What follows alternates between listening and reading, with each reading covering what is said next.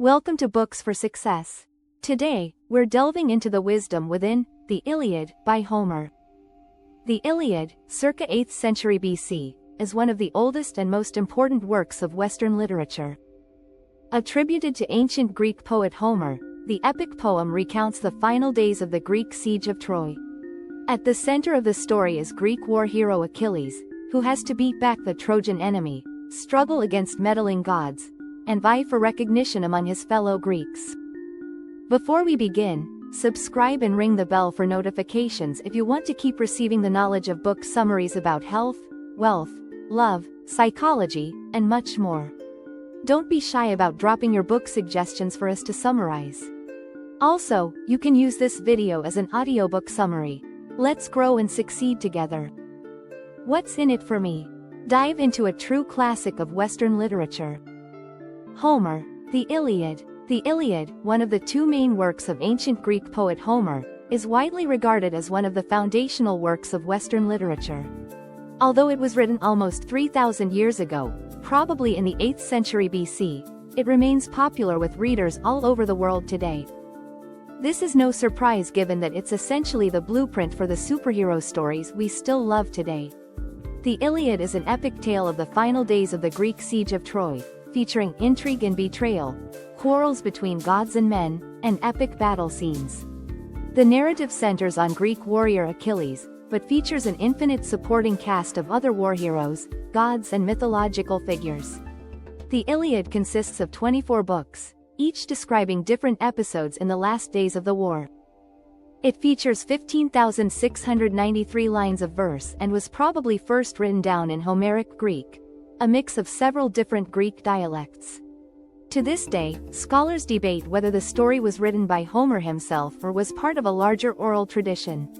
But regardless of who first thought of it, it remains one of the most important stories in literary history. Chapter 1: Crises among the Greeks. Like any good action movie today, the Iliad begins right in the middle of the action. So before we dive into the first chapters, let's brush up on our background lore. At the beginning of our story, the war between the Greek and Trojan armies has raged on for almost 10 years.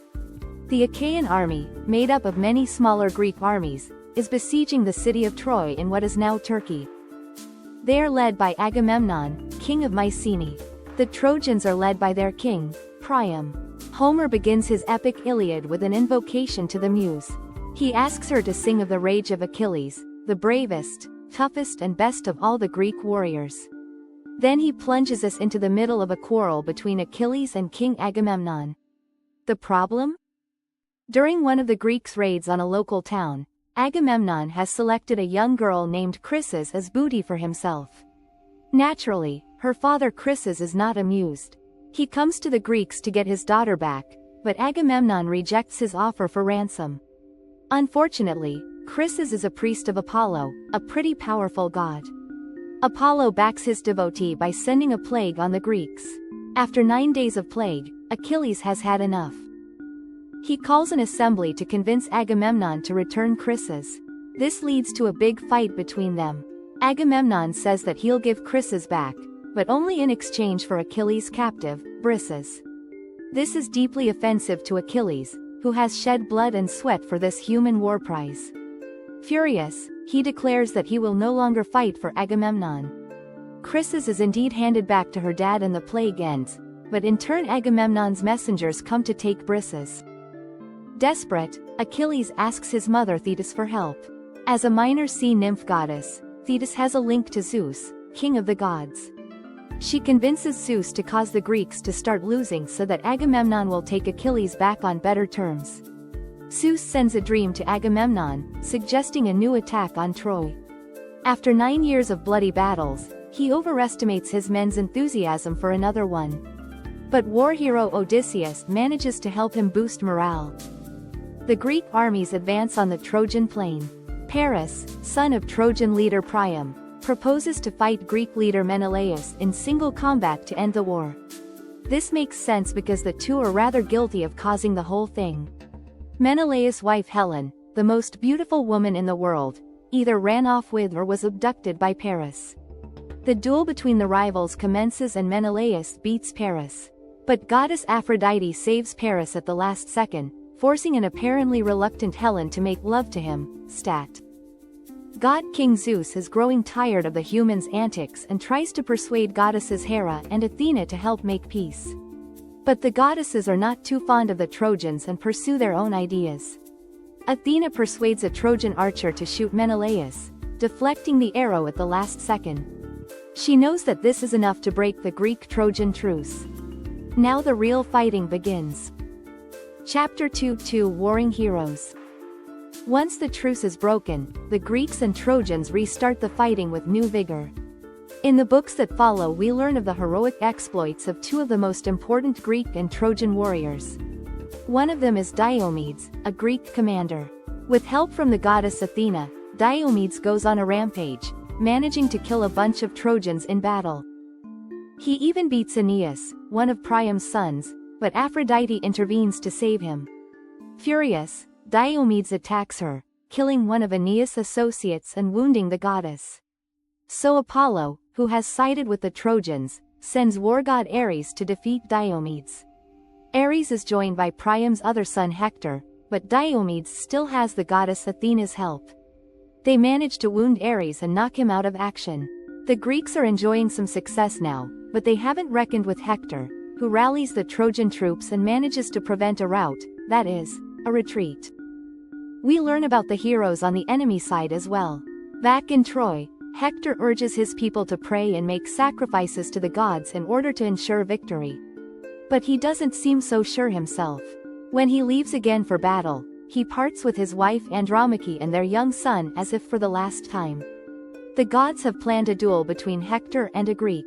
A lottery selects Greek warrior Ajax. He and Hector fight, but by dusk there's still no clear winner. The fighters are forced to retire.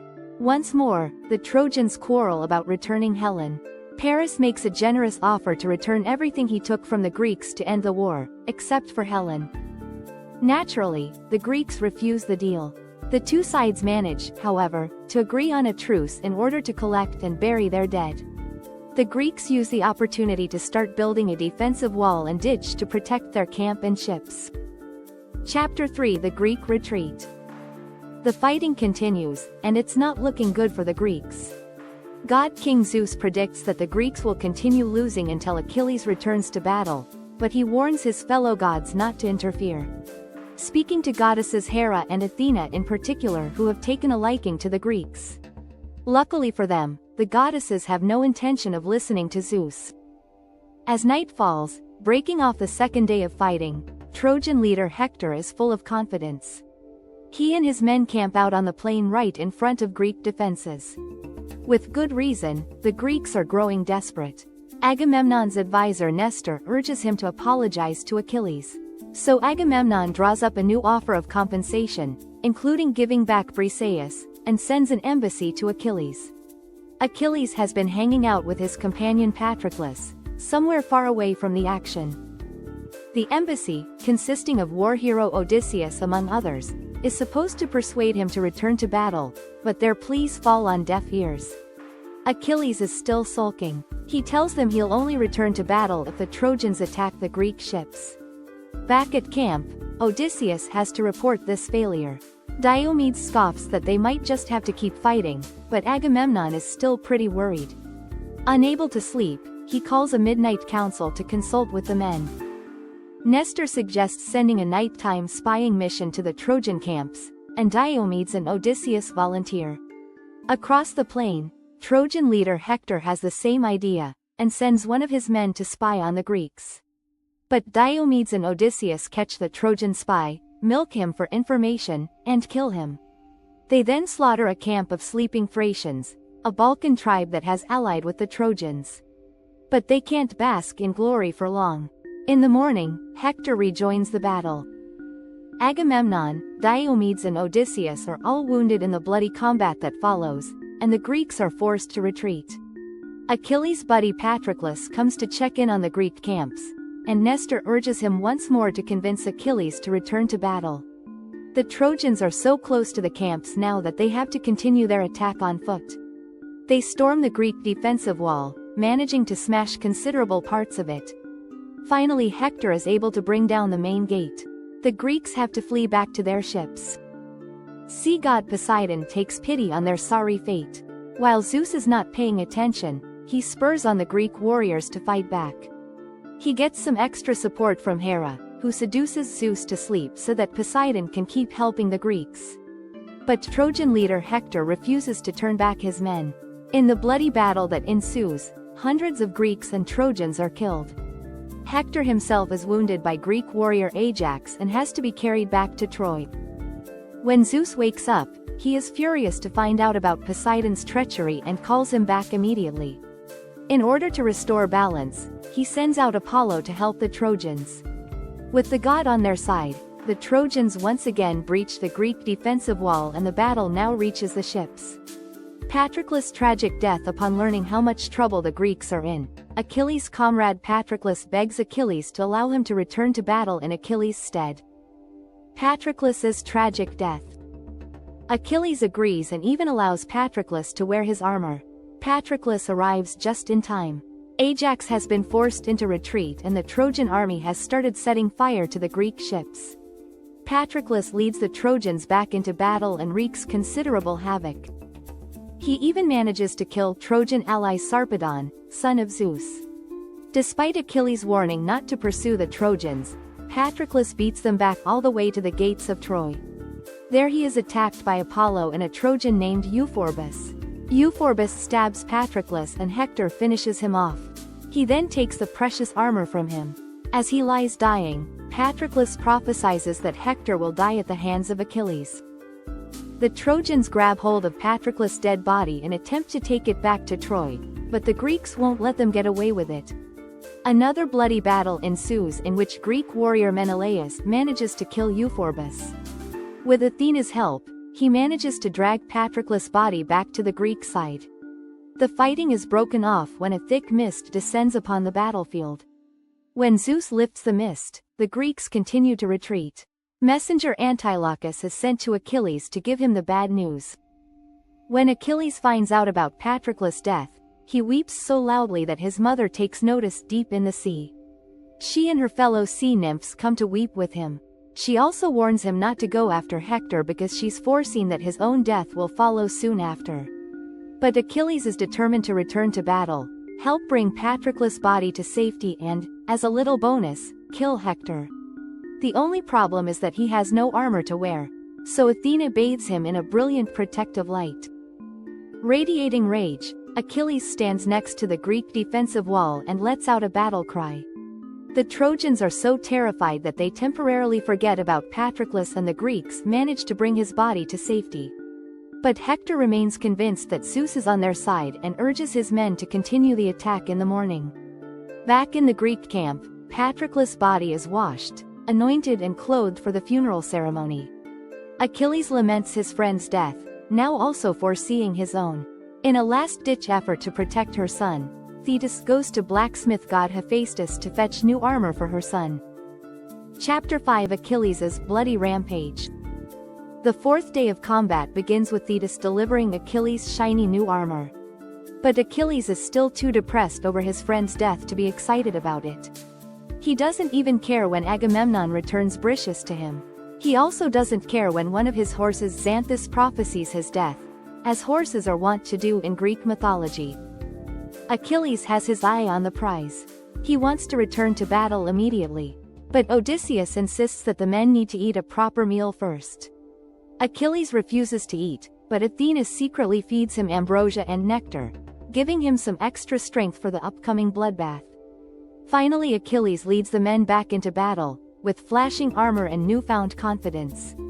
Zeus lifts his ban on divine intervention. He assembles the gods and tells them that they can now start to meddle. And meddle they will. Apollo persuades Trojan heir Aeneas to face Achilles in a one-on-one battle. Achilles beats him, but Poseidon takes pity on Aeneas, now switching to the Trojan side, and rescues him at the last minute. Achilles is furious, and begins a brutal rampage against the Trojans, conducting himself like an inhuman fire raging. Apollo advises Hector not to engage with the raging Achilles, whose chariot is now tinted red with blood, but he still ends up having to rescue Hector. Achilles slaughters many Trojans. The remaining soldiers run back to Troy. Some of them try to flee by crossing the river Scamander, but Achilles pursues them into the water. He kills even more of them, including one of Priam's lesser sons, turning the water blood red. The river, because rivers can be gods too, tells Achilles to stop killing Trojans, but Achilles won't make promises. Angrily, the river pursues him with a massive flood, but the goddess Hera convinces Hephaestus to counter with a big fire, and the river finally has to give up.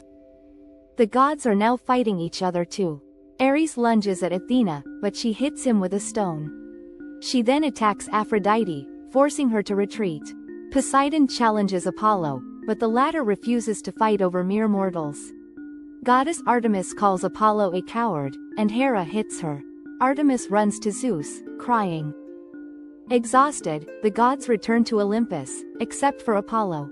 In disguise, Apollo leads a hell-bent Achilles away from the city of Troy, while King Priam opens the gates for his battered soldiers to swarm back in. The Trojan soldiers recover within the walls of their city, but Hector is still out on the plains. Despite the pleas of his parents, he decides he has to face Achilles, who has become wise to Apollo's trickery and is now racing back to Troy. But when Achilles charges him, Hector runs. They complete 3 circles around the city walls before Athena tricks Hector into stopping and Achilles kills him. As he dies, Hector reminds Achilles of his own imminent death.